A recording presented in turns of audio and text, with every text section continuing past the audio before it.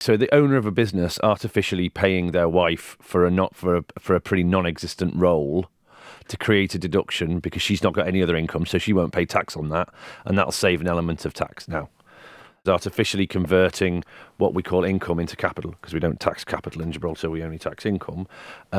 Those kinds of things would be tax avoidance.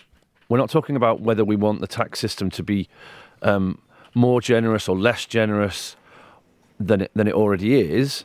We have a generous tax system. What this is aimed at is making that tax system more efficient. How common is tax avoidance? It's very difficult to measure tax avoidance because it's hidden. The nature of it is that it's not advertised. It's money that you're not getting. I think I meet people and they say to me, I don't want to avoid tax, I just want to pay the right amount of tax. And then they immediately tell me that what they'd like to do to avoid tax.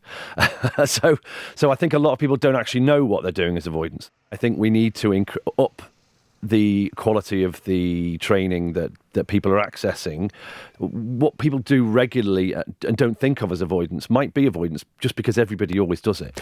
Grahame, you're a lawyer by profession, yeah, who specialises in tax. Mm-hmm. Who else is able to give tax advice? So there's a bit of a gap in the regulation here in Gibraltar. So lawyers are allowed to give tax advice, and employees of audit firms are allowed to give tax advice. That's independent of preparing things like tax returns.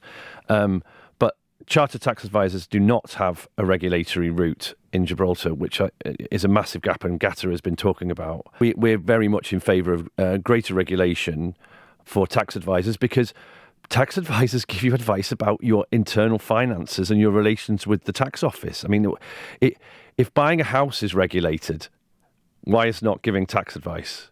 The income tax commissioner would be able to speak to regulatory bodies and other professional bodies to involve them. Any piece of legislation is only as good as the enforcement that backs it up.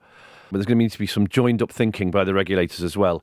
The commissioner will be reporting, under this legislation, will be reporting people who are marketing and advising on tax avoidance schemes. If the regulators don't then have the tools at their disposal to do something about that, then it's a bit of a dead letter.